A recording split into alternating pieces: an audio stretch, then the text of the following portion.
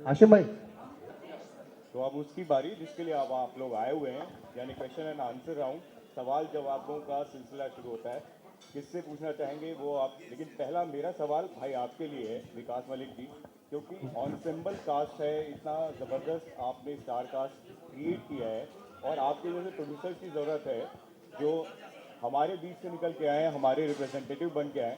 कितनी मेहनत लगी इस फिल्म को बनाने में? मैं तो थोड़ी लगी। आवाज़ बढ़ा दो। इससे मेरे मन में एक भाव था कि मुझे ना वर्सेटाइल एक्टर्स ही लेने हैं, जो मतलब मल्टीपल टैलेंटेड हो। मुझे वो स्टार कास्ट नहीं चाहिए था, मतलब सॉरी फॉर दैट, बट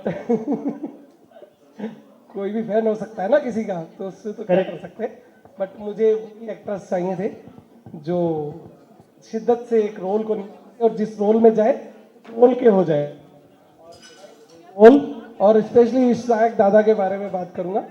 तो इन्होंने एक सीन क्रिएट किया है कि एसी चल रहा है, चलने दो। और आप जब फिल्म देखेंगे तो वो एसी जो चल रहा है ना, वो आपकी लाइफ के लिए होगा।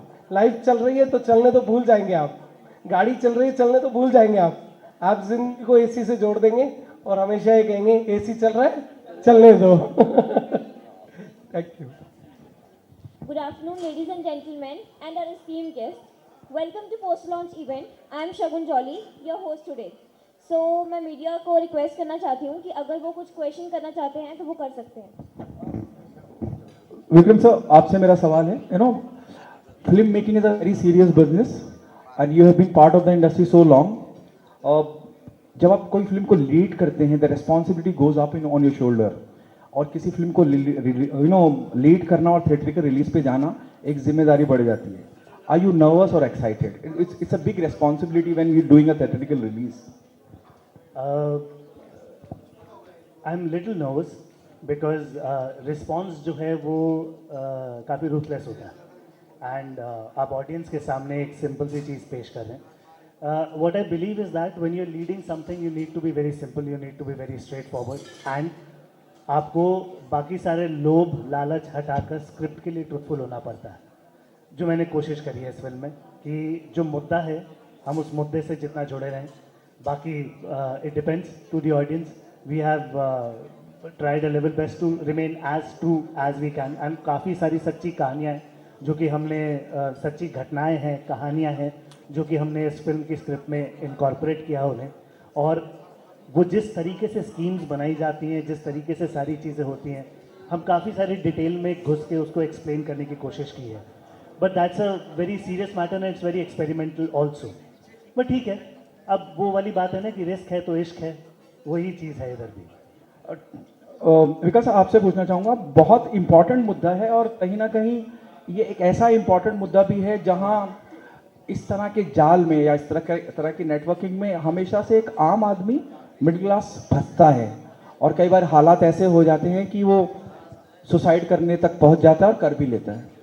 The film carries a very important message to the society. Don't you think it has to be tax free? You should be in touch with central और the state ministry to make the film tax free. इस film को basically message देने के लिए नहीं बनाया है। ये फिल्म बेसिकली पूरी तरह से एंटरटेनमेंट बेस्ड है। हमने क्वेश्चन मार्क रेज किया है। It's up to audience, it's up to you कि आप उसको किस तरह पॉजिटिवली और नेगेटिवली, चॉइस इज योर्स।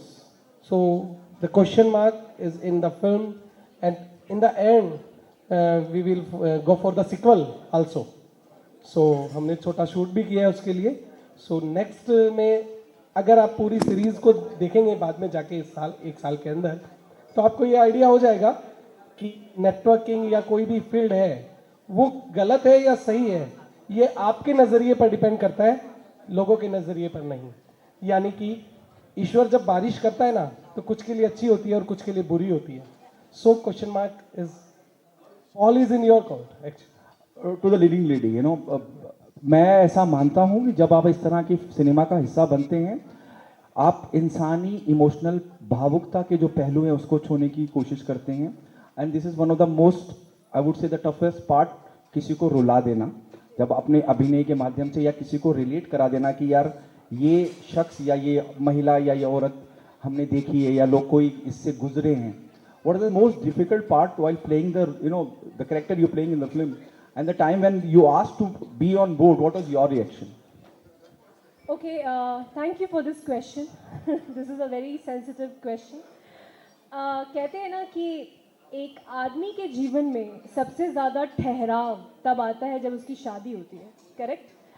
और अगर आपको सही जीवन साथी मिल जाए तो आपकी जीवन एक्चुअली में वहीं से एक नई शुरुआत हो जाती है.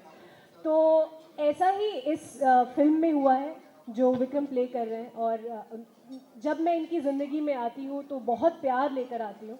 और इस औरत ने अपने पति को इतना प्यार दिया है, इतने दिल से उसे चाहा है कि जब भी वो जीवन में कहीं भी उसे ऐसा लगा है कि वो बुरी तरह से फंस चुका है, क्योंकि एक आदमी, हम सब हमेशा औरतों की बात करते हैं लेकिन एक्चुअली में आदमी बहुत करता है अपने बच्चों के लिए, अपनी औरत के लिए. तो उसके लिए एक ज़ोरदार तालियां होनी चाहिए, बिकॉज ये हमेशा अननोटिस चला जा रहा है कि एक इतना कुछ कर रहा है, एक औरत को अपने घर को प्रोवाइड करने के लिए स्ट्रेंथ देता है.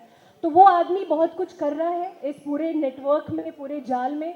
लेकिन जब भी वो टूटा है, उसने अपने प्यार को याद किया है, वाइफ को याद किया है और फिर से उठा है और फिर से लड़ा है. तो जब रिश्ता बनता है हस्बैंड और वाइफ का, तो उसमें अगर बराबरी पे एक दूसरे को प्यार दें, स्ट्रेंथ दें, संवेदनाएं दें, भावुकता दें, तो वो अपने आप बहुत पावरफुल जर्नी होती है. और वही इस फिल्म में दिखाया है कि ये जो नेटवर्क है, वो नेटवर्क बहुत अच्छा तब बन सकता है जब आपका नेटवर्क बहुत ही रॉक सॉलिड हो. So that you will see in this film. Thank you. Hello everyone. This side, welcome to Chandigarh.